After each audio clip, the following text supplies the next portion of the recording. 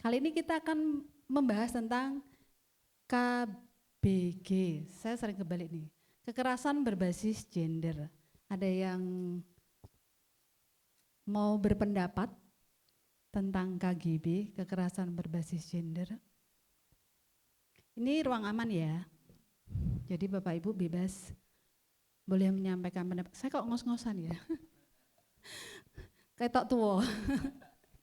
Jadi di ruang aman Bapak Ibu bebas menyampaikan pendapatnya. Tidak ada yang benar dan tidak ada yang salah, kita saling belajar. Silakan, jangan merasa muda Mas, muda boleh berpendapat juga. Oh. Senior dan junior. Mari silakan. Boleh contohnya, boleh apa namanya, KBG adalah, monggo. Mau dicontohkan juga boleh. Nggak ada istri saya di sini. Ya mungkin ini sedikit sharing ya Bu. Saya Wayan dari Kabupaten Bangli, DLH Kabupaten Bangli. Mungkin terkait dengan pekerjaan saya, pekerjaan kami di DLH itu, dari tupoksi kami itu kan ada terkait dengan pengelolaan sampah, kemudian ada juga RTH. Apa Mas? RTH. Apa itu? Pemeliharaan ruang terbuka hijau Ibu. Oh ya. Ya. Kemarin kalau nggak salah 2 tahun yang lalu ada pengalaman di dinas kami itu terkait dengan ada salah satu penyapu kami, penyapu jalan Bu, itu ada yang melecehkan. Nah, karena kan tahulah ibu-ibu kalau kami di Bangli itu sistem kerja penyapu kami itu dari jam 5 sampai jam 7 pagi itu. Nah, kebetulan tempatnya beliau bekerja itu memang agak sepi jalurnya. Jadi menurut laporan dari si penyapu ini, dia lapornya ke kantor itu bahwa ada yang melecehkan di jalan pada saat nyapu gitu. Mungkin boleh tanya pelecehannya diapakan? bisa saya sepertinya ya dipegang Iya. lah sesuai bagian sensitifnya gitu, terus lari Iya. gitu. Besoknya setelah 1 hari itu datang lagi, tapi orangnya nggak tahu siapa itu, pakai helm dia gitu seperti itu. Gitu. Pakai itu termasuk apa namanya? Kekerasan Ya, berbasis kekerasan gender. gender. Menurut Dalam pekerjaan kami itu. menurut jenengan tuh termasuk kekerasan berbasis gender enggak? Iya, pelecehan itu termasuk kekerasan apa? Saya masih bingung juga Bu, apa itu termasuk ya. Terima kasih Bu. Terima kasih. Ada yang mau menanggapi? Monggo. Oh boleh. Pertanyaan buat kita bersama. Jadi ada sebuah lagu yang saya pernah dengar tahun 70. Ya sebenarnya bukan di situ umur saya. Saya satu angkatan dengan kalian di UMPTN bareng ya. Yang Supen Maru, mohon maaf. Ada lagu nih yang wanita dijajah pria sejak dulu, dijadikan perhiasan sangkar madu, namun ada kala pria tak berdaya, tukuk lutut di sudut kerling wanita. Artinya kita sudah terdoktrin untuk itu sih Bu. Saya pastikan bahwa tanpa sadar kita sudah lakukan hal itu. Bagaimana saya berhubungan, mohon maaf, secara suami istri, dan istri lagi palang merah, dan kita memaksa, hayo. Nah, itu bagian juga dari ketidaksukaan bahkan untuk pasangan sendiri.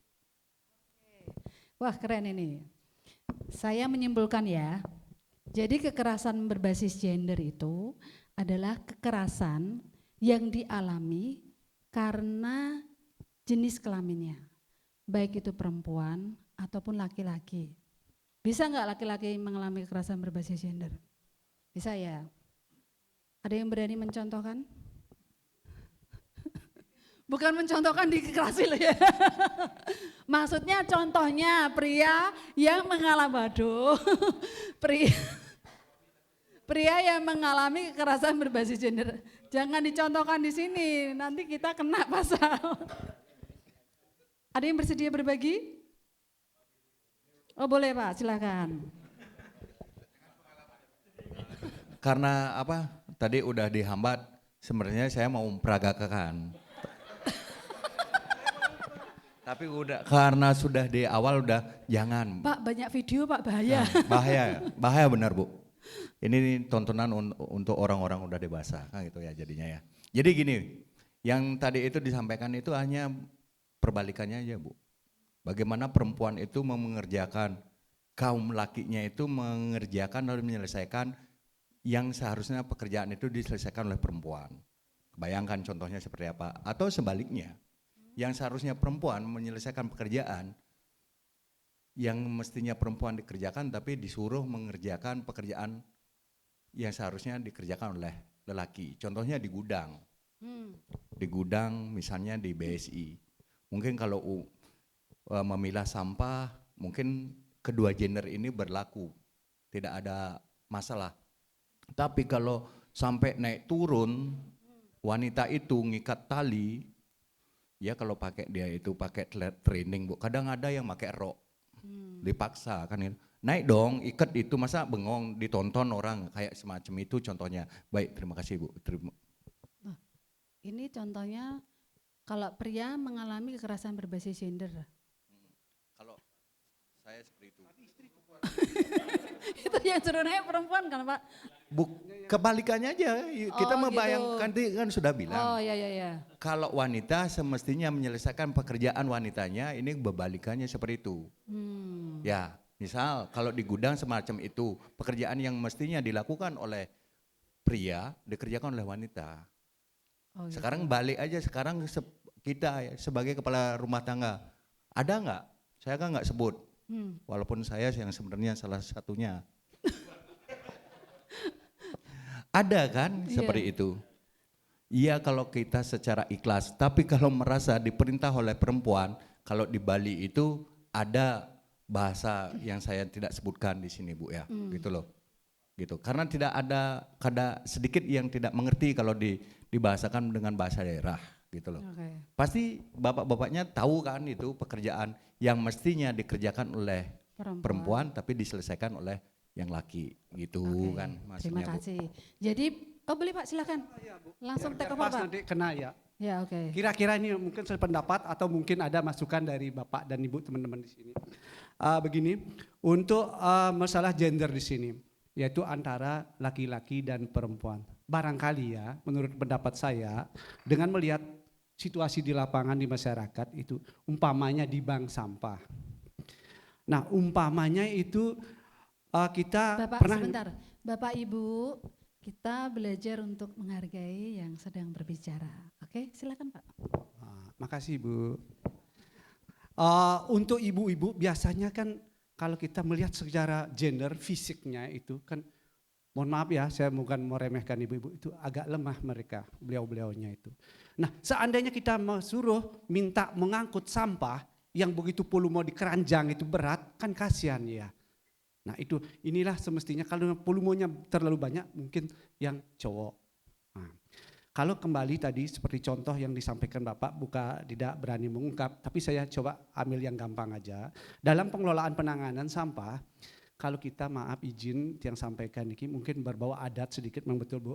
Kalau posisi kita di Bali itu biasanya ibu-ibu menyapu. Kalau bapak-bapaknya jarang Bu. Itu tugas Jarang ibu. Itu seperti apa Pak? Artinya tidak melakukan, jarang maksudnya. Jarang. Ya, jarang melakukan itu. Nah mungkin di sini sekarang kalau posisi di saya ini saya bilang Bu, saya pasti lakukan, berani melakukan penyapuan. Karena itu paling tidak kita menjadi role moodnya di bank sampah. Benar loh Bu. Artinya itulah seperti Bapak Debang tadi, kalau ibunya nyapu dong Pak, jarang tuh Bu. Karena itu namanya penghormatan bagi yang kalau kita itu purse yang cowok, jarang itu Bu. Itu kan ada perbedaan. Semestinya tidak begitu. Semestinya untuk paradigma sekarang. Itu loh Bu. Itu makasih Bu. Oke, terima kasih Bapak. Wah luar biasa nih. Boleh Pak silakan. Satu kali ini ya. Berbicara, mohon izin saya Wayan dari Bangli. Berbicara terkait dengan kekerasan gender, ternyata ada sebuah permasalahan yang dialami dari sudut pandang yang sisi laki-lakinya dan sisi perempuannya. Jadi setelah mendengar apa cerita maupun penjelasan tadi, jujur aja Ibu, saya tambah bingung terkait dengan tambah bingung ya Pak ya? Oke. Betul. Kalau berbicara tentang gender dikaitkan dengan emansipasi, di bank sampah induk saya ada 32 tenaga kerja, hanya 4 orang laki-laki. Dan posisi pekerjaan-pekerjaan yang diambil diceritakan tadi, ngikat ke atas mobil, nyetir mobil, ngangkut barang, itu dilakukan oleh ibu-ibu. Bahkan ibu-ibu yang sudah manula. Kenapa kita bisa libatkan seperti itu? Kembali kepada jawaban Mas Vicky tadi, yaitu sesuai dengan konteks pekerjaan yang kita akan mau ambil. Nah, jadi pada kesempatan ini mohon kita pada ruang ini saling menambahkan pemahaman tentang gender itu. Tapi secara pribadi saya jujur saja masih bingung apakah saya selaku pendiri walaupun tidak merupakan direkturnya sekarang memberikan sebuah kekerasan gender terhadap ibu-ibu yang tangguh di bank sampah saya, ataukah saya sebagai laki-laki mengalami kekerasan gender karena kemampuan saya diambil alih oleh seorang ibu-ibu. Terima kasih. Oke, terima kasih. Oh ya, sedikit ya Pak ya. Ya sedikit, sebenarnya tadi memang sengaja saya memberikan ungkapan yang nanggung Bu. Kenapa gitu? Biar teman yang lain itu menangkap apa maksud dan tujuan saya berbicara gitu. Saya kira ada yang menimpali dengan contoh. Saya kan tidak menyampaikan dengan contoh. Ini salah satu contoh begini. Saya punya staf, seorang perempuan disuruh beli rokok atau minuman bir gitu. Dia karena ada perintah seperti itu mungkin menjalankan tapi dengan ketidakketulusan berangkat. Atau kebalikannya, bapak-bapaknya yang ada di situ, Pak Made minta tolong dong aku beliin pembalut, aku udah lagi dalam keadaan gini. Itu salah satu contoh Bu, pekerjaan yang mesti di laki-laki yang dilakukan tapi tidak dapat memberikan kenyamanan dalam hal itu. Itu aja sebenarnya contohnya Bu. Oke, terima kasih Bapak. Kuncinya adalah setuju atau tidak. Ketika yang namanya mengalami kekerasan pasti tidak ada persetujuan di sana. Kalau misalnya ada kesepakatan pekerjaan ini enggak apa-apa.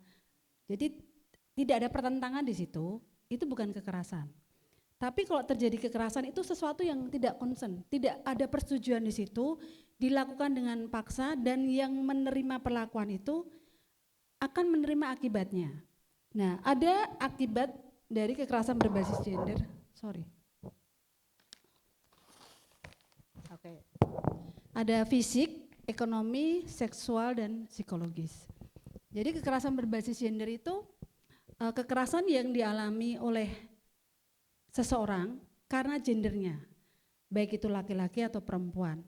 Misalnya nih, kalau laki-laki nggak kerja di rumah, terus dikatain nih sama orang, padahal ada kesepakatan nih di dalam rumah, nggak apa-apa istrinya kerja, laki-lakinya di rumah karena ada tanggung jawab lain. Terus ada yang ngatain nih, orang laki-laki kok di rumah harusnya tanggung jawab cari uang gitu. Kalau tersinggung dengan perkataan itu, asal tidak, maksudnya gini, perkataan itu mempengaruhi diri kita, kemudian terjadi pergolakan di situ. Itu namanya Bapak mengalami sesuatu di dalam dirinya ada kekerasan verbal yang dirasakan secara psikis. Jadi psikisnya kena karena perkataan itu, bahwa pria itu harus bekerja. Padahal secara Bapak itu kan ada kesepakatan dengan istri. Itu pria mengalami kekerasan berbasis gender karena ada nilai-nilai di masyarakat yang seperti itu. Nah, norma-norma. Nah, Bapak Ibu sebenarnya tadi sudah dicontohkan beberapa bahwa kekerasan itu ada fisik kita seperti misalnya tadi ya, sebenarnya itu ke arah kekerasan yang dialami seksual karena yang disentuh adalah organ vital.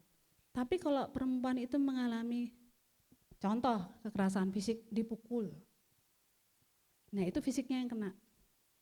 Tapi meskipun kekerasan fisik ataupun seksual, pasti psikisnya akan kena, perasaannya sakit. Paham ya contoh-contohnya ya?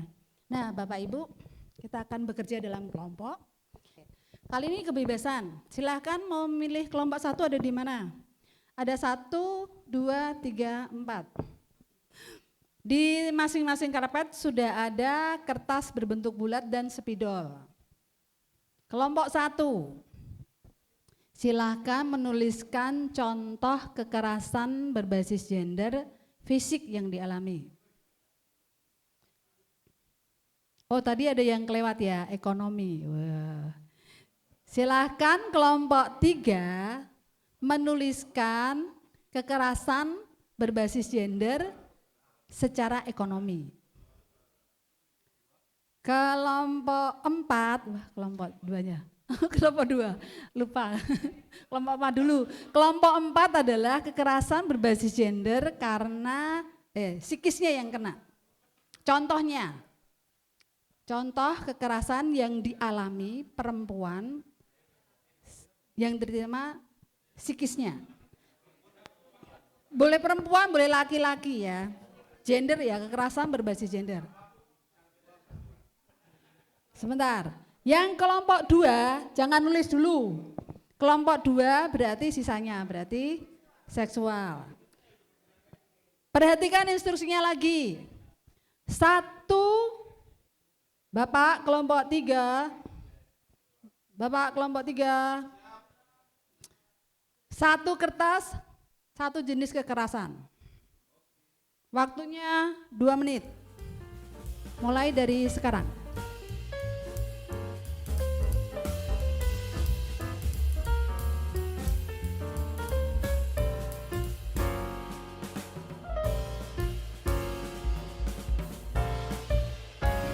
Silahkan kembali ke tengah. Boleh duduk berdasarkan kelompok. Boleh perwakilan dari masing-masing kelompok untuk menempelkan hasil jawabannya ke kolom yang sudah disediakan.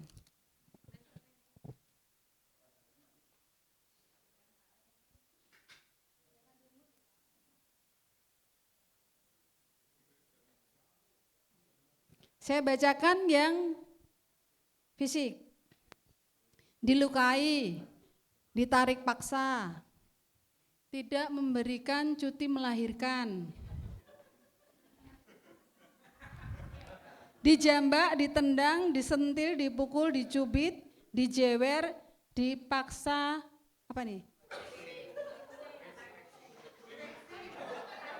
Saya nggak tahu loh, saya masih polos loh. Ditampar. Oh ini dipaksa bulunya dicabuti ya? Sopo saya melakukan. Ini ruang aman ya, sudah dewasa semua ya. Enggak tak lanjutan nah. Tidak memberikan cuti melahirkan. Ada yang setuju ini fisik? Psikologis ya. Boleh penjelasan yang fisik kenapa ini masuk ke fisik? Ini enggak menghakimi loh Pak, cuma klarifikasi. Ya, sengaja yang kami buat di situ Bu, karena ini kedua-duanya ada di situ, dari perasaan termasuk juga fisiknya itu ada di situ, verbal maupun non verbal. Karena salah satu tetangga saya bekerja di salah satu tempat di Indomaret, dia langsung ada ancaman begitu mengajukan cuti kelahirannya anak yang kedua, ya, yang ada di Lopina. Ancamannya itu berhenti bekerja atau saya pindahkan. Otomatis saat itu juga dia itu berpikir keras, yang anaknya itu mestinya punya masa kapan melahirkan, bukaan keberapa, tahu-taunya hari itu pun sudah menjadi apa ya, tidak mestinya gitu loh Bu. Yang makanya saya langsung ingat gitu. Akhirnya yang saya sampaikan itu dengan contoh itu terpaksa mengikuti aturan yang ada di situ, tidak mengambil cuti. Tahu-taunya di tempat kerja, dari tempat kerjanya itu dilahirkan ke klinik akhirnya Bu. Seperti itu, terima kasih. Terima kasih. Jadi ini para ibu-ibu, bapak-bapak, ketika perempuan tuh hamil tua, sebenarnya dia tuh membawa beban fisiknya sendiri kemudian bertanggung jawab dengan anaknya. Setuju ya kalau ini fisik ya, karena sebenarnya fisiknya dia juga kena, meskipun psikisnya juga pada akhirnya kena. Kemudian efek ekonomi ya Pak ya, kalau dia enggak ini akhirnya dia akan dikeluarkan atau dia enggak dapat penghasilan. Jadi sebenarnya satu tindakan yang diterima, tapi efeknya bisa ke mana-mana. Oke, setuju. Kalau ini dipaksa, gimana caranya maksa?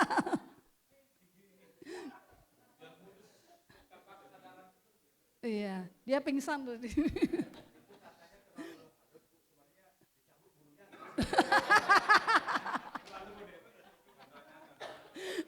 Ini pokok intinya adalah dia setuju apa enggak. Kalau dia setuju ya berarti bukan kekerasan. Tapi kalau dia enggak setuju lagi tiduran tahu-tahu bulu tangannya dicabut ya itu namanya kekerasan. Setuju? Iya. Oh ya.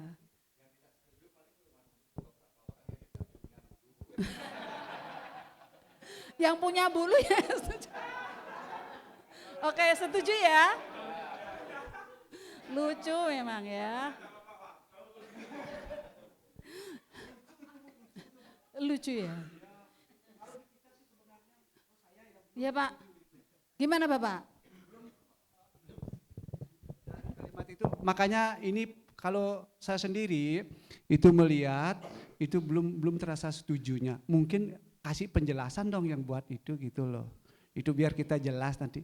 Ini kita masih nerimanya pasti semuanya ketawa, memang lucu. Wajarlah. Tapi kalau keraguan dari penjelasan itulah kita tangkap. Ini mohon izin yang kelompok berapa yang di psikis? Nah, number 1. Ya, silakan coba apa maksudnya biar jelas kita ini. Oke, setuju Pak. Oh, tadi cuma jarak jauh ya Pak ya jawabannya ya. Monggo Pak. Lebih jelas seperti apa? Siapa tadi? Oh, monggo Mbak.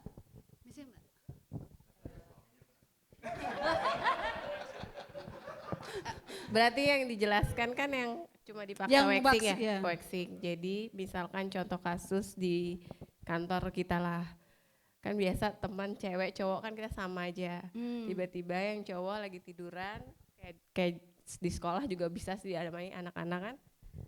Pakai ditempel apa namanya selotip lakban plus itu lakban tiba-tiba langsung dicabut. Itu kan di sekolah biasa banyak anak seperti itu, di kantor pun di tempat kerja memungkinkan ada kekerasan fisik seperti itu.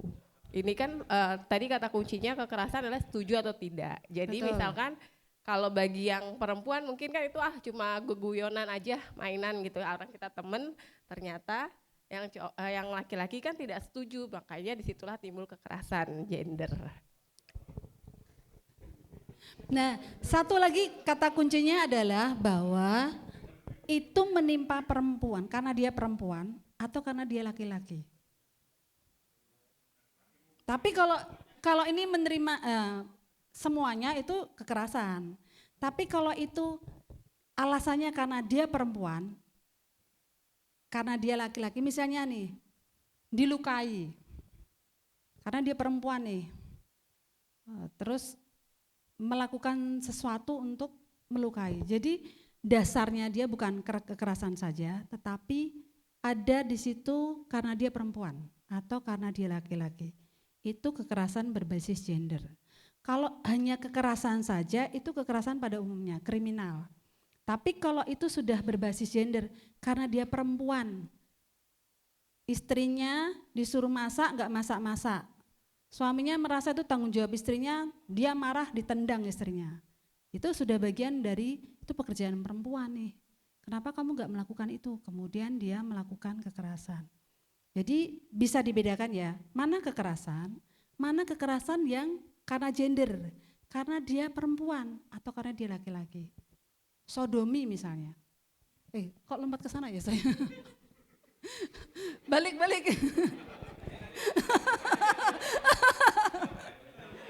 Langsung ke seks saya. Jadi gitu, kalau kekerasan. Jadi kalau kekerasan itu hanya secara umum saja, semua bisa mengalami, itu kekerasan pada umumnya kriminal. Tapi kalau itu gender jadi alasan, itu kekerasan berbasis gender. Paham ya? Jadi fisik ini kadang-kadang kita kayak bingung nih, ini karena gender atau karena dia kekerasan biasa. Begitu? Kemudian ekonomi. Diskriminasi pekerjaan gender perempuan tidak diterima di tempat kerja laki-laki. Maksudnya Pak? Terlihat secara umum pria tidak boleh menjadi profesi salon atau menjadi seorang profesi yang pedicure, manicure, tekukur. Begitu juga sebaliknya, wanita tidak cenderung akan dilihat tidak terlihat cantik ketika dia berada di pekerjaan konstruksi. Ya bahkan yang sehari-hari gokar, gojek. Kalau ada perempuan, udahlah Mbak saya aja lah yang bawa kendaraannya gitu. Itu mau begitu pria, begitu juga wanita. Artinya profesi itu kadang-kadang kita menstigma, sudah mengkotak-kotakan, sedangkan menurut saya baik gitu loh kalau semua bisa lakukan. Efek ekonomi, efek ekonominya gimana? Kalau perempuan mempengaruhi, akhirnya terbatas nilai dia berprofesi, pilihan pekerjaan terbatas. Oke. Dan akhirnya timbulnya ke situ. Jadi sebenarnya pria itu punya keahlian gunting rambut yang bagus nih, Iya. tapi karena dia laki-laki dia tidak bisa bekerja di salon gitu. Iya, bisa. Beda Pak, itu beda. Jangan membuat bingung orang yang sudah bingung ya. Ya. Tadi Bapak sudah bingung, jangan ditambahin. Ayo kita balik, nanti waktunya nggak kelar. Istri atau suami yang tidak diberikan nafkah lahir. Ada yang punya istri belum? Artinya gini Bu, sebagai contoh kan misalnya istri dikurangi jatah untuk sehari-harinya, misalnya uang jajan kayak pengalaman temen pas diajak makan sama suaminya mau beliin mertuanya nasi, ngapain kamu beliin dia, cukup kita aja makan di sini, jangan dong buat bekal. Itu kan secara ekonomi kan kasihan dong kan gitu. Nah satu sisi lagi dikurangi jatah bekal anak seperti itu. Jatah bekal anak. Kan artinya anak-anak mestinya makan siangnya bisa enak, tahu-taunya gak dapat makan kan seperti itu. Ini kalau istrinya dapat uang dari suami. Dikurangi ya. Alasannya apa Pak? Penghematan katanya. Gendernya di mana? Kekerasan berbasis gendernya di mana? Secara ekonomi kan kurang lah jatahnya Bu. Secara uang ekonomi si istri itu nggak bisa belanja untuk memenuhi kebutuhan keluarga. Istrinya nggak boleh kerja? Nggak boleh kerja. Ya. Nggak boleh Udah kerja. nggak boleh kerja, dikasih uangnya dibatasi. Dibatasi Oke. seperti itu. Kalau bapaknya nih Pak, ekonominya di mana nih? Kalau balik di bapaknya, gimana ya tadi ya? Poin berikutnya coba. Mana? Peluang pekerjaan sebagai pemimpin, bukan loh. Sebelahnya? Wanita tidak boleh bekerja atau laki-laki tidak boleh mengurus rumah tangga. Efek ekonominya di mana laki-lakinya? Artinya tadi tuh stigmanya kembali lagi, wanita menjadi ibu rumah tangga dan para pria menjadi pekerja. Sedangkan kan bicara emansipasi, saya rasa bukan seperti itu konteks emansipasinya.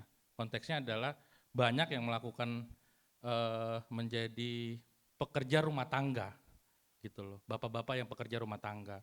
Karena beban dan tenaganya kan harus dibagi dengan bagi habis ya. Sebagai orang yang bermitra tadi bentuknya persetujuan.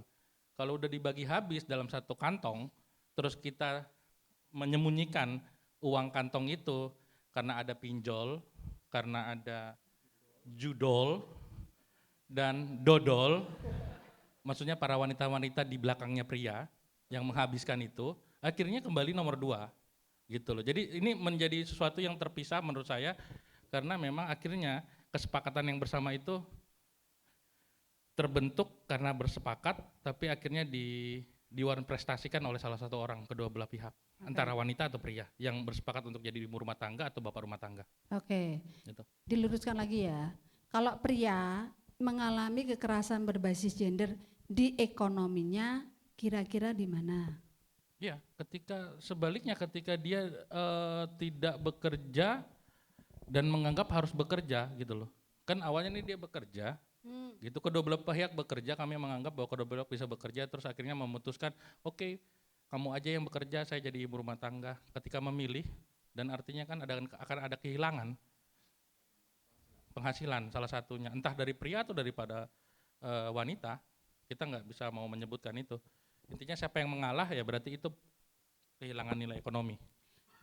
Kekerasan itu tidak ada persetujuan. Jadi kalau di dalam rumah tangga itu si pria setuju istrinya bekerja dan dia mengurus rumah tangga, itu tidak kekerasan. Nah, kekerasan itu tidak ada persetujuan dan ditujukan karena dia pria atau dia perempuan.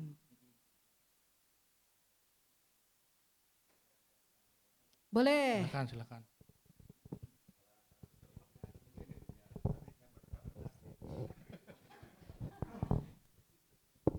Tapi kalau tidak benar saya paksa untuk membenarkan. Contoh ini, ibu ini melahirkan anak yang sedang lagi menyusui. Lalu dalam hal ini kepala keluarganya adalah lakinya, memaksa sekali untuk dia itu silakan bekerja untuk kamu itu memenuhi nafkah di rumah tangga. Sedangkan yang lakinya itu asik megang gadget, menyambung katanya Bang Gion, main dodol dan judol itu. Itu secara gini kan tidak mungkin ada persetujuan. Lain halnya, ayah saya titip anak ini ya, silakan kasih dot, saya bekerja dulu, baliknya biar bisa beli susu. Itu bela lagi cerita seperti ibu bilang tadi, berarti di situ kedua belah pihak memberikan saran dan memberikan setuju. Tapi kalau seperti itu bawaannya, kamu kerja gitu, anaknya biarin aja dulu. Balik dari situ silakan belikan susu. Mungkin salah satu contoh seperti itu, Bu. Terima kasih. Oke, terima kasih Pak. Saya mau kasih contoh yang lebih jelas. Jadi kekerasan berbasis gender ke pria dari sisi ekonomi. Pria itu dituntut untuk punya penghasilan lebih tinggi daripada perempuan. Nah, di dalam saya ada contoh tuh, satu keluarga ini, si perempuan gajinya lebih tinggi dari laki-laki. Gajinya lebih tinggi daripada laki-laki. Kemudian si perempuan ini menuntut si pria ini untuk punya penghasilan lebih tinggi dari dia. Secara psikis si pria ini pasti tertekan. Nah, ini kekerasan berbasis gender dari sisi ekonomi.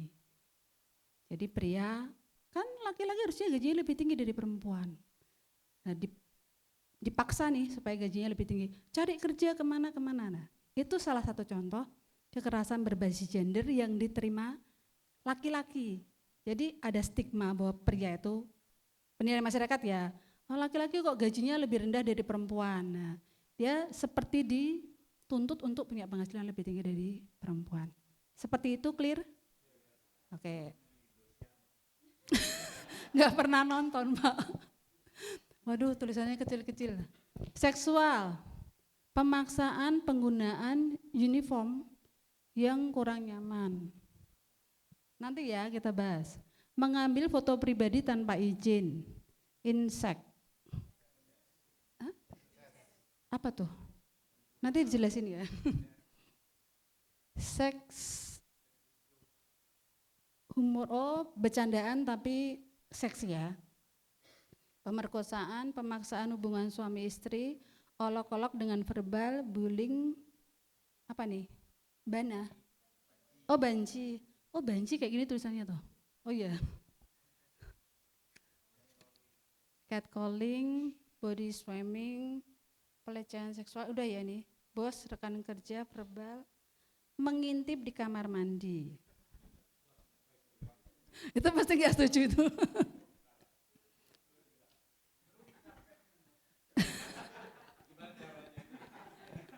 Oh, kulaan. Enggak. Ya, clear ya. Nah ini, kadang-kadang sudah dituliskan di sini bahwa perempuannya tuh capek, dipaksa untuk melakukan hubungan seksual. Seperti tadi dicontohkan, lagi menstruasi dipaksakan. Tapi bisa nggak pria dipaksa sama perempuannya?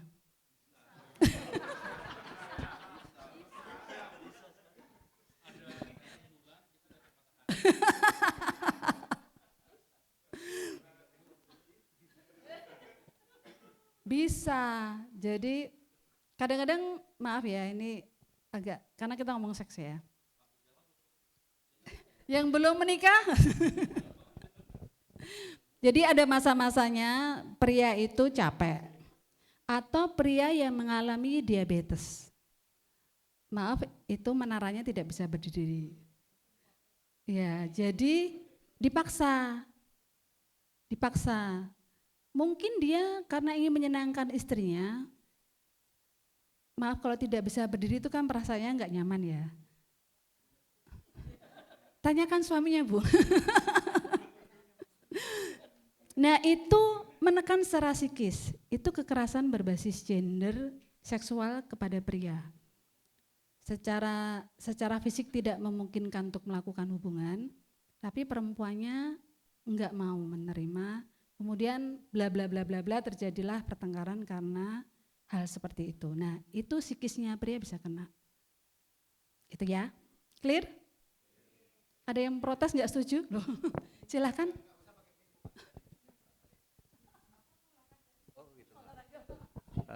Terima kasih Ibu. Ini sering juga saya temukan apakah ini masuk di seksual apa yang di mana nanti. Saya contohkan gini, di suatu tempat pelayanan ada ibu-ibu membawa bayi, tidak ada ruang menyusui.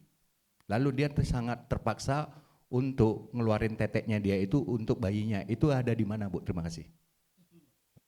Itu sering kita temukan dalam pelayanan-pelayanan seperti di bank, bahkan di rumah sakit dan dimanapun ada.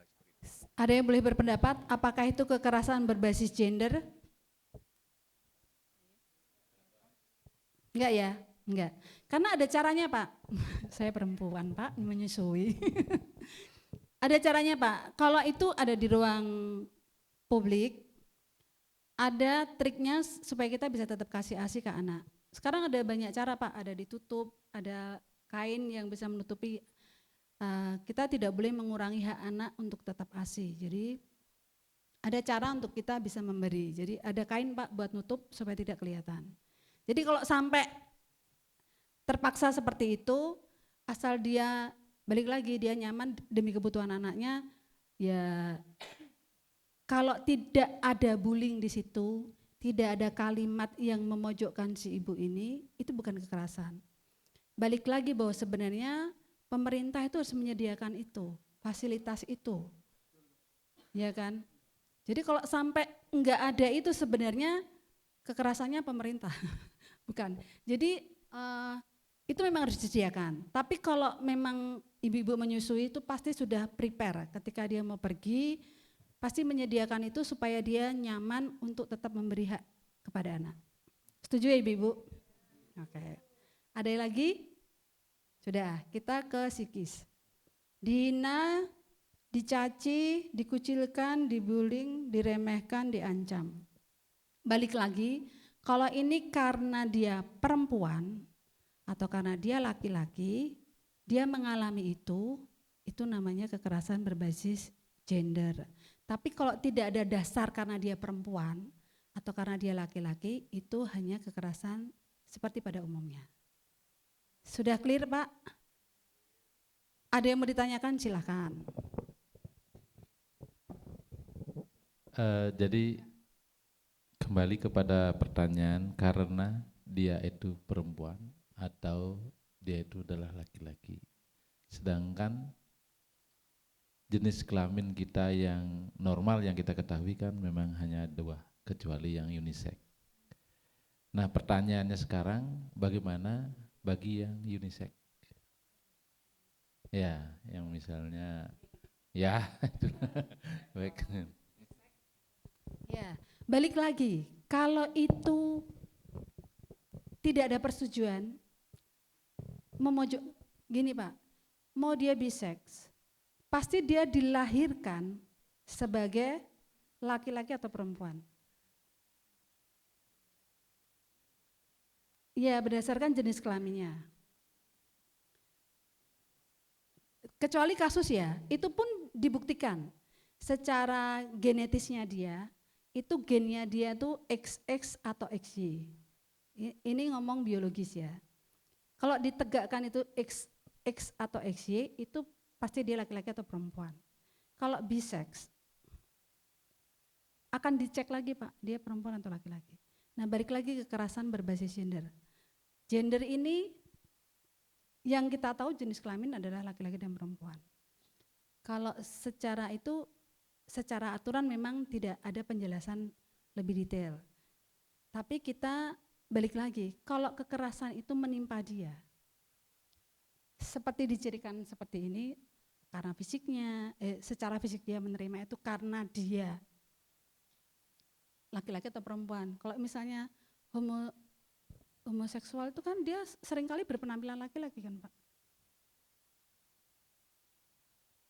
Lesbian dia berpenampilan perempuan.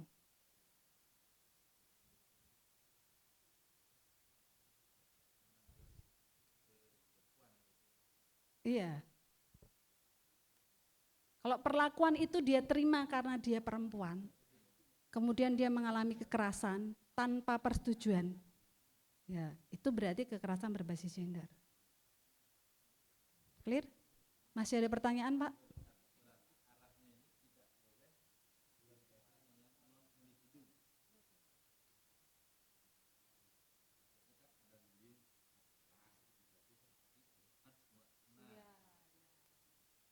Pada pribadi Pak, secara pribadi. Ada yang, oh boleh. Hanya di sini kan kita mengklasifikasikan kekerasan gender itu ke 4 poin ya. Fisik, ekonomi, seksual, dan psikologis. Urgensi kita membagi kekerasan gender itu secara ekonomi apa ya? Karena sepemahaman saya sampai saat ini, ya saya masih mikirnya tadi seperti contoh kekerasan gender ekonomi ujung-ujungnya kan ke psikologis. Karena kata kunci kekerasan itu adalah setuju atau tidak, berarti kan kaitannya ke psikologis. Begitu juga yang fisik, ujung-ujungnya nanti ada kena ke psikologis, seksual pun seperti itu. Jadi saya masih memahaminya kenapa nggak dibagi 3 aja kekerasan gender itu, fisik, psikologis, sama seksual. Jadi urgensi kita membagi klasifikasi ke ekonomi itu seperti apa Bu? Oke, ekonomi itu, psikis itu efek sampingnya Mbak. Jadi kok semua itu pada akhirnya efek sampingnya ke psikis. Tapi trigger utamanya mungkin, bukan mungkin, terjadi karena ekonomi. Istri tidak boleh bekerja, dia harus di rumah. Padahal secara ekonomi nggak cukup nih, istri mau bantu, tapi suami tidak izinkan. Nah, itu kekerasan berbasis gender karena ekonomi. Istrinya sadar secara keuangan nggak cukup, harus bekerja supaya bisa cukup, suaminya nggak boleh. Ya udah, uang segitu dicukup-cukupkan. Itu kekerasan ekonomi. Efek sampingnya terus-menerus dari kekerasan ekonomi itu psikisnya kena. Ketika istrinya nggak bisa menolong suaminya untuk memenuhi kebutuhan keluarga, kurang, efek lainnya apa? Kekerasan berbasis gender ini, muara akhirnya tuh anak-anak yang kena. Ibunya stres, hanya dipukul. Iya, jadi kenapa ini harus diselesaikan, harus ditolong, supaya tidak terjadi efek ke belakangnya, anak kena, istri stres, bunuh diri, dan segala sesuatu yang terjadi karena kekerasan yang diterima. Oke, nah saat ini kita akan lebih dalam lagi. Kalau kemarin kita mengenal ruang aman, saat ini kita akan melakukan visualisasi tentang ruang aman. Nah, kenapa kekerasan berbasis gender ini perlu diberikan ke pelatihan di bank sampah? Karena sebenarnya ada banyak kejadian yang terjadi di perempuan-perempuan yang bekerja di bidang persampahan. saya banyak menemukan cerita-cerita, terutama ibu-ibu pemulung ya, bagaimana mereka mengalami kekerasan berbasis gender ini. Saya ada satu contoh, itu terjadi ketika kita pelatihan seperti ini, kemudian nanti setelah ini kita akan membahas tentang pelaporan itu. Tidak keluar, jadi ketika kita deep interview ke beliau, apakah ibu pernah mengalami kekerasan berbasis gender atau biasanya kalau kami interview itu sudah ada gender tuh gini-gini kita ada penjelasan. Bilang enggak pernah ada. Jadi enggak ada cerita nih ketika kita ke lapangan mencari peserta itu kita biasanya ada deep interview itu. Pada saat kita pelatihan Pak, Bu, ada ibu itu yang cerita kalau dia ditarik sama tukang bangunan, kemudian si tukang bangunan ini maaf melepas celananya, kemudian bilang sama ibu, kamu seharian mulung dapat uang berapa? Segini, gak usah kerja, layani, seperti itu. Dia cerita sampai nangis, sampai dia gak pernah lewat ke situ lagi. Ini dialami. Jadi kenapa ini perlu diberikan? Supaya kita bisa memberi penguatan kepada perempuan-perempuan yang di bidang persampahan ini. Bagaimana mereka akan mengatasi itu ketika mereka mengalami, kemana mereka akan melapor. Nah, kekerasan berbasis gender ini seringkali yang mengalami itu kebanyakan perempuan. Tidak menutup bahwa pria pun juga akan mengalami kekerasan berbasis gender. Tapi yang sering mengalami itu perempuan dan anak-anak. Ketika pelatihan ini diberikan, kenapa selalu ada, itu tujuannya supaya kita bisa menolong dengan lebih efektif. Mereka tahu caranya mereka menyelesaikan ketika ada pengalaman seperti ini. Nah, kalau dirasa untuk menyampaikan materi Bapak, Ibu merasa berat, kemarin Mas Fikri sudah menyampaikan bahwa kita bisa merangkul pihak lain yang berkompeten untuk menyampaikan ini supaya itu lebih kena, lebih sampai ke kebutuhan peserta. Jadi meditasi ini berguna ketika Bapak itu berasa capek, bisa setel lagu seperti tadi musik yang mengalun, mengafirmasi diri sampai tertidur. Memang tujuan lainnya adalah untuk rileks. Jadi kalau Bapak Ibu tadi rileks, saya sudah pinter ya. Oke, saya mau bertanya kepada Bapak Ibu di sini, ruang aman apa yang dibayangkan? Boleh sharing? Ruang amannya tadi yang dibayangkan apa? Silakan Mbak Ayu. Mbak Ayu dulu ya Pak ya, biar kita dengar suara merdunya. Izin Ayu dari KLHK. Tadi yang dibayangkan rumah sih, di rumah ada satu memang kamar gitu dengan kalau kami satu keluarga gitu ya, sharing gitu ya, bahkan diskusi ya di situ waktu itu. Oke. Ruang aman Mbak Ayu di rumah, di ruang keluarga. Yes. Oke. Ada yang mau berbagi ruang amannya? Boleh Pak, silahkan Pak Warta. Izin, makasih Pak Warta, LH Tabana.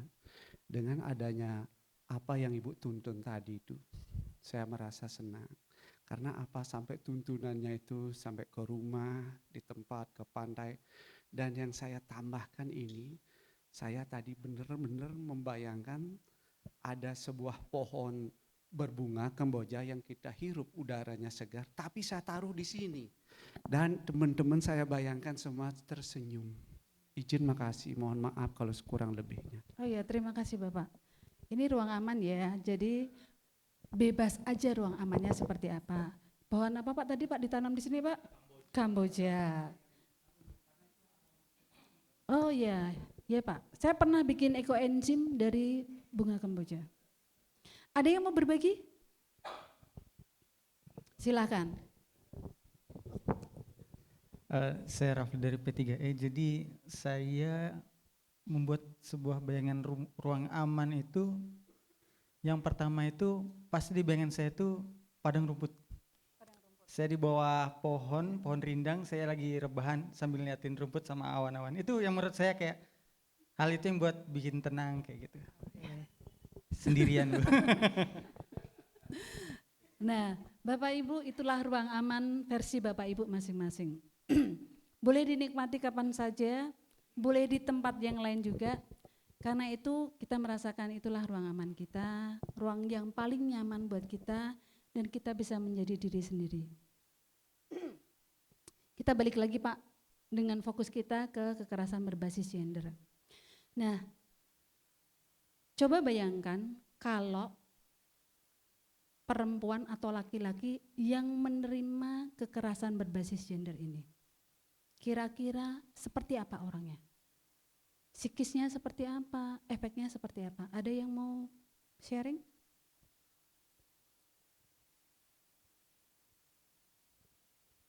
Gimana Pak? Oh, Pak Andi. Oh, kalau seseorang mengalami kekerasan berbasis gender, gimana orang itu seperti apa tampaknya? Oke, ini saya agak sharing pribadi karena keluarga saya juga mengalami KDRT. Jadi trauma pastinya. Dari keluarga besar ya. Dan jadi bercerai karena mengalami KDRT gitu. Nah, ketika dia bercerai, ada efek lagi. Adakah anaknya atau keluarga besarnya? Kebetulan belum punya anak. Oh, belum punya anak. Nah, perempuan-perempuan yang atau laki-laki yang mengalami kekerasan berbasis gender, dia sering dapat tuduhan nggak bahwa dia itu adalah, kenapa dia mengalami berbasis gender? Misalnya nih, ya jelas aja dia diperkosa, orang dia pakai rok mini, ya toh, pakai baju menggoda ini. Apakah itu tepat seperti itu?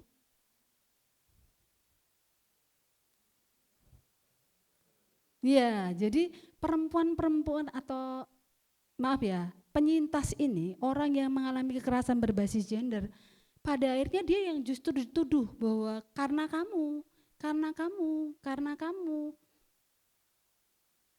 pada akhirnya tidak nyaman. Nah, apa yang terjadi dengan orang di luar dia? Pada akhirnya menuduh-nuduh kan. Nah, kalau ada orang yang mau bantu, pernah nggak Bapak Ibu di sini membantu? Mas Andi mungkin ada pengalaman saudara yang mengalami kekerasan berbasis gender, apa yang dilakukan keluarga? Oh boleh. Terima kasih Ibu, izin saya Wayan dari Bangli berkaitan dengan pengalaman terkait dengan potensi, kalau saya bilang masih potensi kekerasan gender. Waktu saya masih SMA, ada salah satu teman adik kelas banyak yang menceritakan beliaunya seperti apa dan bahkan ada yang sampai menuduh dan lain sebagainya. Tetapi pada kesempatan itu kalau tidak salah mau acara 17-an, karena kita adalah dalam satu tim organisasi OSIS, saya bonceng maunya membantu untuk membantu kegiatan lebih lancar. Namun efeknya apa? Saya salah satu yang dikatakan melakukan hal yang mungkin teman saya itu lakukan. Artinya tuduhan yang disampaikan ke teman saya itu berimbas kepada saya sendiri. Namun dengan sebuah penjelasan yang saya lakukan, termasuk mohon maaf, guru saya juga pada saat itu menyampaikan hal tersebut, walaupun guru saya penyampaiannya lebih sopan pada saat itu, jangan sampai kamu terpengaruh hal tersebut. Akhirnya saya akan bertanya-tanya, apakah harus dia terus kita katakan seperti itu, tidakkah kita rangkul dia untuk bisa, jika benar, itu kan kebenarannya kita tidak pernah tahu. Jika benar kita rangkul sehingga mampu memperbaiki situasinya. Jadi intinya kita akan kena imbas terkait dengan tuduhan itu jika kita membantu. Tetapi kalau kita ikut-ikutan nuduh, berarti secara tidak langsung kitalah yang salah satu daripada pencipta kekerasan gender tersebut. Ya, terima kasih. Betul. Jadi kadang-kadang kita yang menolong justru jadi tertuduh. Nah, ini sebenarnya tidak nyaman ya ketika ada seseorang mengalami kekerasan berbasis gender, dia terpuruk karena kondisi itu, dikeluarkan dari sekolah, tidak bisa sekolah lagi, keluarganya malu, kemudian keluarga ini kadang-kadang juga ikut menunjuk-nunjuk. Nah, ada mekanisme sebenarnya secara pemerintah, ada aturan-aturan yang bisa menolong supaya kita bisa membantu ketika ada orang yang mengalami kekerasan berbasis gender dan bagaimana kita caranya bisa menolong. Mas Fikri akan membantu untuk menjelaskan ini.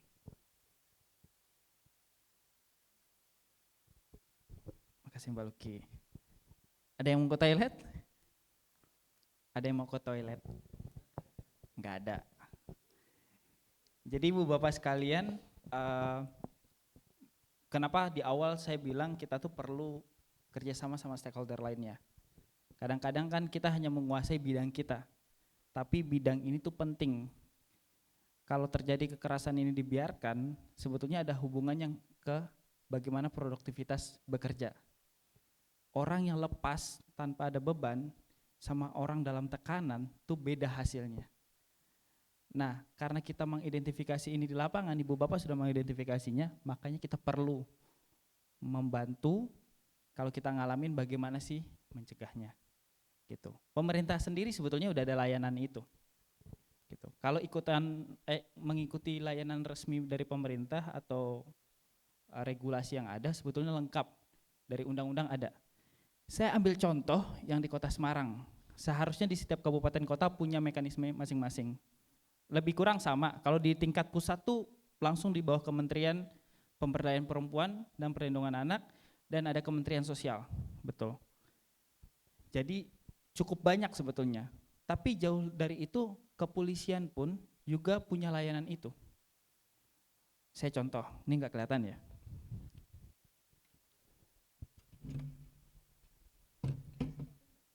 Oh nggak kelihatan ya Mas, udah saya bacain aja. Ada yang tahu di tingkat RT atau RW punya layanan ini? Nggak ada, betul. Jarang dan bahkan belum terinformasikan.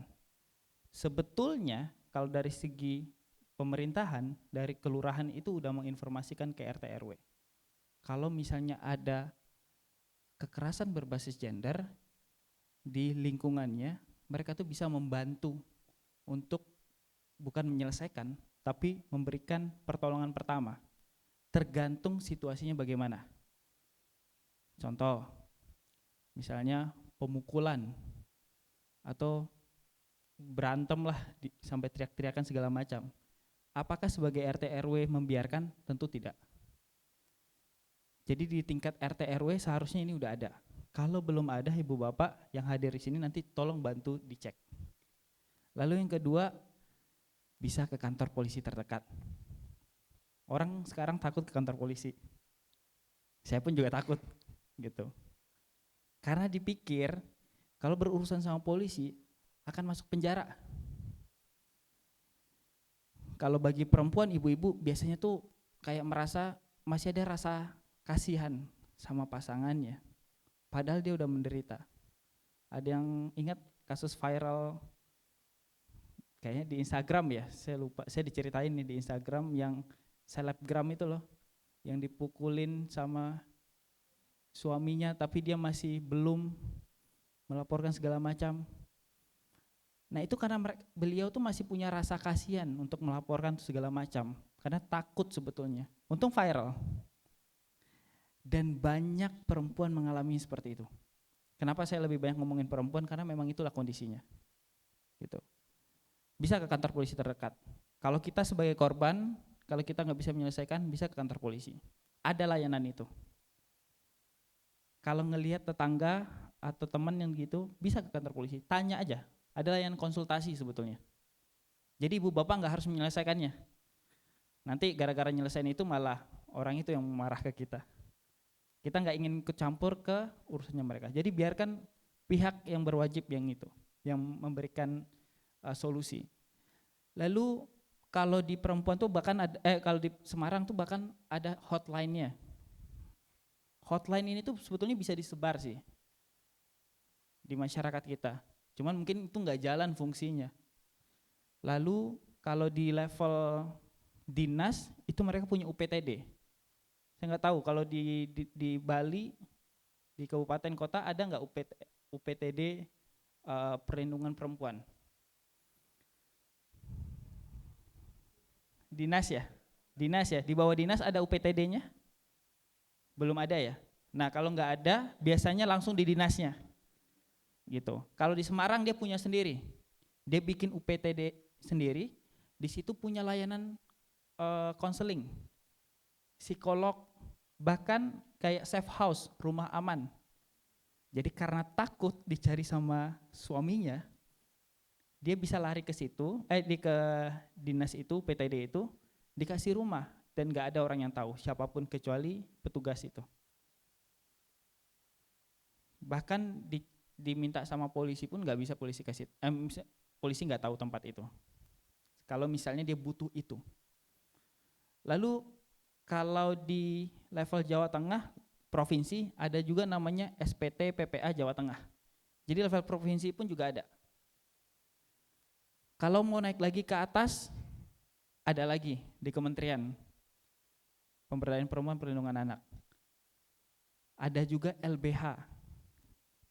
Ada yang familiar dengan LBH? Yes, di situ juga bisa.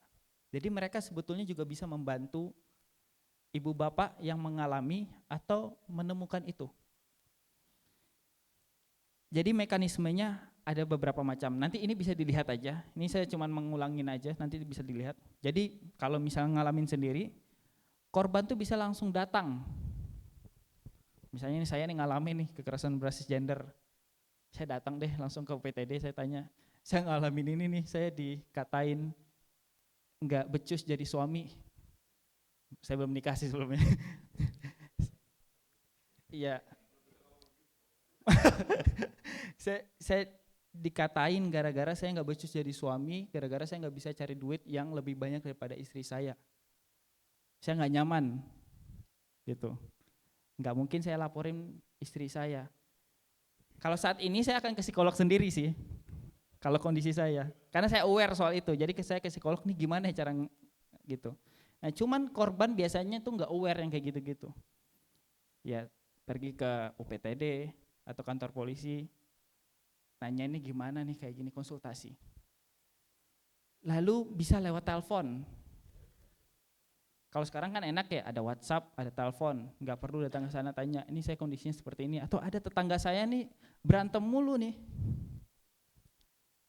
gitu. Kasian istrinya teriak-teriak segala macam, tapi nggak ada yang datang. Karena orang takut ya biasanya, takut mencampuri, nanti takut disalahkan. Biasanya kayak gitu. Bisa telepon. Jadi anonimus gitu loh, orang nggak tahu juga siapa yang nelpon. Atau lembaga lain rujukan, misalnya kayak LBH tadi, atau mungkin yayasan-yayasan yang bisa memberikan fasilitas ini. Ibu, ini sudah malam. Yep. Ibu selesaikan pertengkaran ini, ya, jangan mengganggu kami di sini. Ini ibunya yang Ibunya lebih kenceng ke suaranya, Bu. Oh, oke. Pak, teriak-teriak gitu loh. Ini juga ada unsur kekerasan yang seperti di situ, dilihat. Ya, benar yang tadi disampaikan sama Ibu, suaminya ini dituntut untuk bekerja sampai tengah malam, tapi kalau sudah tengah malam dia datang, dicurigai dia itu pergi sama selingkuhan, Pak. Oke. Datangnya itu mungkin perempuan ini merasa terganggu, digedor-gedor rumahnya, itu salah satu pemicu ributnya, padahal dia ngontrak. Secara ekonomi mungkin ada di situ. Yap. Lalu tetangga bukannya menjembatani atau memediasi, tapi malah diusir, Pak. Saya jujur aja merasa kasihan. Ibarat saya itu di situ punya rumah yang lebih, mungkin saya berikan tempat seperti itu. Tapi berpindah ini, Pak, kasihan. Lagi masalahnya masalah baru lagi di situ. Betul. Gitu. Terima kasih, Pak. Seperti itu contoh-contoh kami. Makasih Pak Wita sharingnya. Betul. Jadi tergantung bagaimana kondisi yang dialami oleh korban atau yang kita mengalaminya. Kalau sharing dari UPTD PPA di Semarang, Kalau kita ngelapor, misalnya kita ngalamin kekerasan, biasanya dia akan proses dulu. Ini sesuainya itu kemana arahnya? Ke hukum kah? Ke layanan kesehatan kah? Atau konseling psikologis? Jadi mereka mengidentifikasi, jadi nggak langsung menangani. Dia cek dulu. Kenapa mereka lakuin itu? Karena dia perlu tahu sebetulnya bagaimana kronologi segala macam. Biasanya kalau kita reaktif, nanti mungkin di hari terakhir kita akan belajar bagaimana reaktif dan proaktif. Jadi salah melapor, harusnya larinya ke layanan kesehatan, lari ke polisi, pengen di penjara suaminya, gitu. Jadi mekanisme ini diceritakan sama UPTD itu. Kalau datang ke mereka, mereka akan cek dulu identifikasi apakah larinya ke kesehatan. Kalau dia mengalami kekerasan fisik ya, ada misalnya pemukulan dan memar, itu bisa ke sana. Kalau dia butuh bantuan hukum, dia akan dibantu. Bahkan mereka punya psikolog yang bisa memberikan layanan itu secara gratis. Gitu. Lebih kurang itu informasinya Bapak Ibu sekalian. Informasi ini secara umum harusnya ada di dinas terkait, nanti perlu berkoordinasi. Jadi kalau ke depan misalnya bikin pelatihan, tadi Mbak Luki bilang, usahakan teman-teman tersebut bisa memberikan 5-10 menit tentang mekanisme ini. Setelah menjelaskan tentang bagaimana jenis-jenisnya, tapi ketika layanan ini biarkan mereka menjelaskan, mengurangi beban kita sebagai narasumber, karena kita kan fasilitator sebetulnya. Gitu. Kedepannya kalau ada masalah itu dia nggak ke DLH. Ya toh, masalah kekerasan kita juga yang beresin, masalah sampah kita juga, masalah bisnis kita juga, harusnya itu bisa ke dinas-dinas terkait. Makanya kita penting berkolaborasi sebetulnya. Ada pertanyaan sebelum kita selesai? Silakan. Oke. Tapi ada pertanyaan akhirnya timbul dari Pak Wayan tadi sebenarnya. Mengenai tadi kelamin tadi ya, 22 kelamin ya yang kita punya ya. Sah itu ya Pak ya.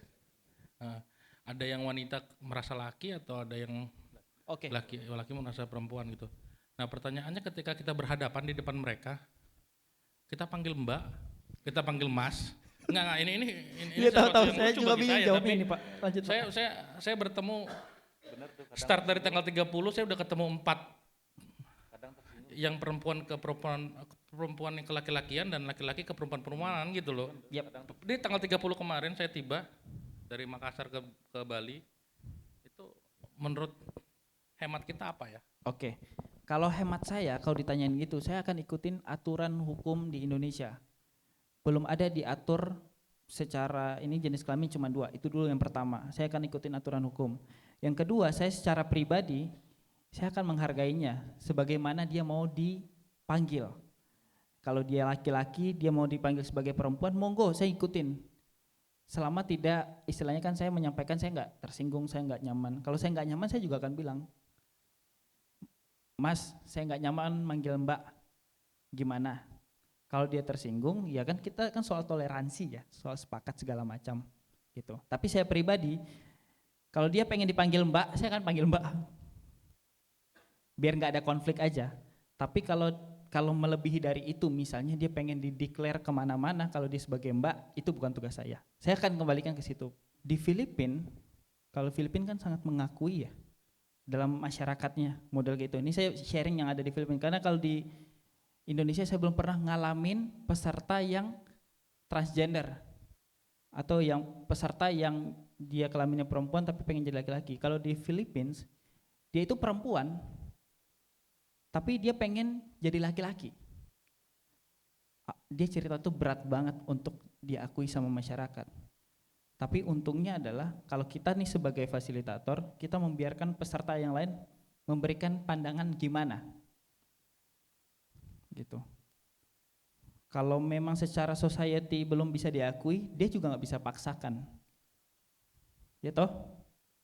Kan itu norma, tergantung masing-masing daerah.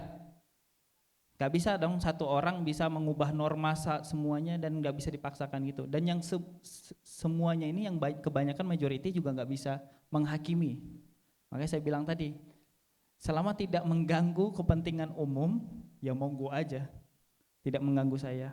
Ini pendapat pribadi, ibu bapak sekalian punya pendapat pasti. Begitu. Ada yang mau sharing nggak pendapatnya? Kalau terkait kondisi itu, Pak Wita silakan Pak. Nggak apa-apa. Ya. Ini ruang aman. Izin Pak, Gitu, mungkin boleh. saya lebih mendahului dari tentang terkait laporan kekerasan di sini. Kalau saya ini sudah melakukan pencegahan dan upaya tidak terulang kembali dari pengalaman yang sebelumnya. Yang contohkan seperti ini, tenaga pemilah kami itu ada 5 yang cewek, terus yang 4 cowok. Itu namanya memilah itu ibarat di sini memilah ini kerjaannya keliling. Dia caranya nguliti dari sampul-sampul plastik itu. Kebetulan saya sebut namanya, toh juga Bapak Ibu nggak kenal namanya gitu, Bu Loh Gatrini namanya ya. Dia datang itu udah sering saya peringatkan, pakai pakaian yang sebenarnya yang nyaman dan sopan. Entah seperti apa dia selalu pakai celananya itu yang legging, Mbak. Oke. Legging, oke. Mungkin bapak-bapaknya kebayang kan, kalau pakai legging itu, terus duduk di bawah dengan ngangkang seperti itu, kebayang nggak kue mangkoknya itu seberapa? Oke. Kan gitu. Yang di depannya namanya Pak Widarse, dia usil Pak, maksudnya itu bercanda, ada karet di sebelahnya itu disentil. Ya Mbak ya, kena ribut Pak, saling lempar botol. Ujung-ujungnya saya di dalam waktu itu, saya kira bercanda biasa, tahu-taunya saling ancam. Ibu Gatri ini mau pulang, manggil suaminya. Oke. Saya bilang jangan, gitu loh. Tambah kacau lagi. Semuanya itu saya salahkan. Pak Widarse ini terlalu usil tangannya, Bu Gatri ini nggak bisa dikasih himbauan yang sebelumnya. Terjadi akhirnya. Nah dari pengalaman itu saya melakukan pencegahan selanjutnya untuk memilah itu dilakukan pisah tempat. Oke. Lebih banyak akhirnya kegiatan perempuan diambil oleh si wanita, kemas-kemas barang, ikat-ikat barang, kebanyakan yang pria. Mungkin itu secara aturan mungkin nggak ada di situ, cuman itu kesepakatan buat kami dan mereka saja. Terima kasih Pak. Bagus Pak, Pak Wita ngasih contoh yang sebetulnya konkret di lapangan, gitu. Ya pengambilan keputusannya itu sangat wise sebetulnya. Nah ini yang penting kita dorong ketika menghadapi situasi ini. Ibu bapak sekalian juga pasti ngalamin. Mungkin nggak cuma di tempat kerja, di mana-mana gitu. Bahkan mungkin di rumah sama saudara sekalian macam itu juga banyak mengalaminya. Oke, begitu aja hari ini. Kita lewat 5 menit, nggak berasa ya, 8 menit. Oke, selesai.